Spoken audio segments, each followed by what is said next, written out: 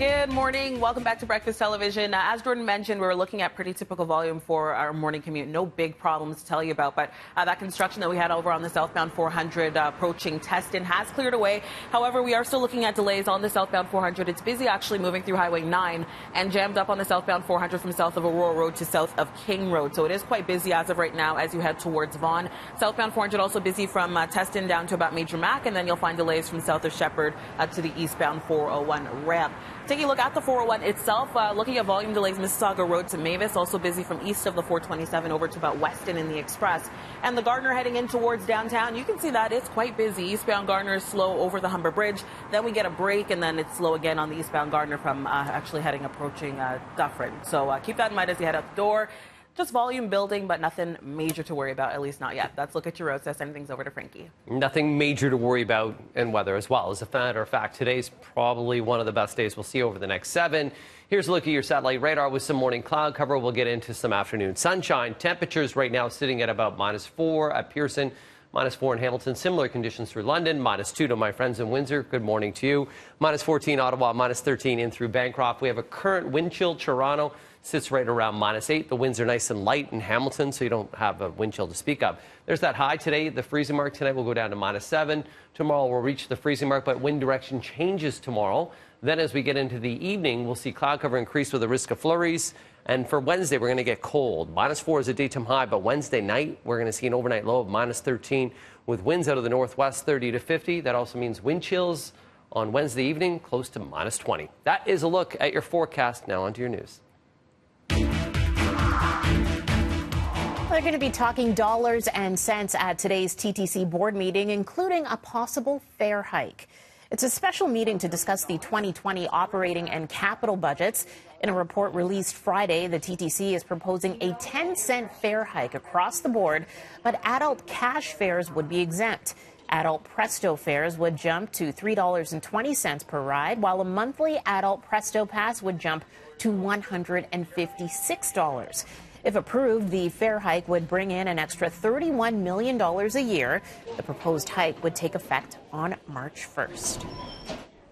After several public consultations, the Toronto Police Services Board is meeting this afternoon for a progress update on race-based data collection. The policy was approved back in September to track and report the races of people involved in certain police encounters. It's part of an effort to eliminate possible systemic racism in the force. The meeting today will also look at 2020 budget recommendations. As the House gets set to vote on Wednesday in the possible impeachment of Donald Trump, top Democrats are calling for former White House aides to give testimony.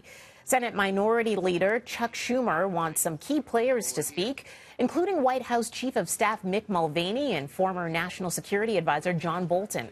The president faces 2 charges, abuse of power and obstruction of Congress, over claims he pressured Ukraine to dig up dirt on political rival Joe Biden.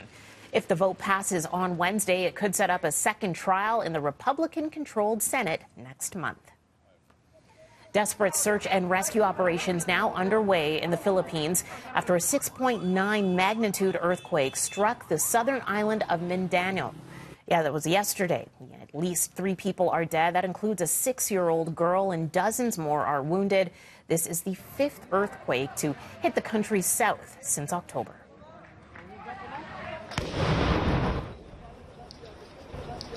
Violence erupting as protests spread to student campuses across India over a new citizenship law passed that demonstrators say is based on religion.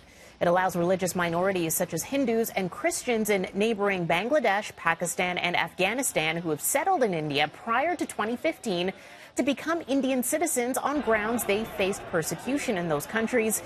The protesters are angry that the law does not also apply to Muslims and says that it weakens India's secular state.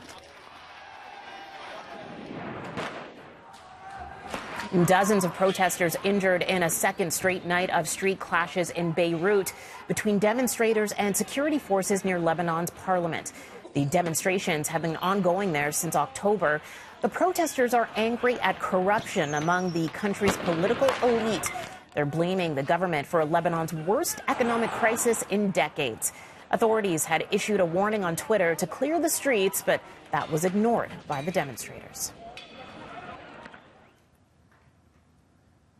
Well, closer to home, quite a surprise for some residents in Montreal yesterday afternoon when they spotted an alligator crossing the road.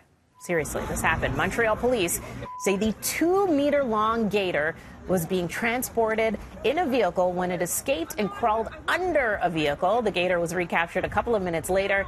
Other than causing some worry to a few onlookers, nobody was hurt at all. Montreal's mayor later tweeting out the owner had all the proper permits and was part of an educational project.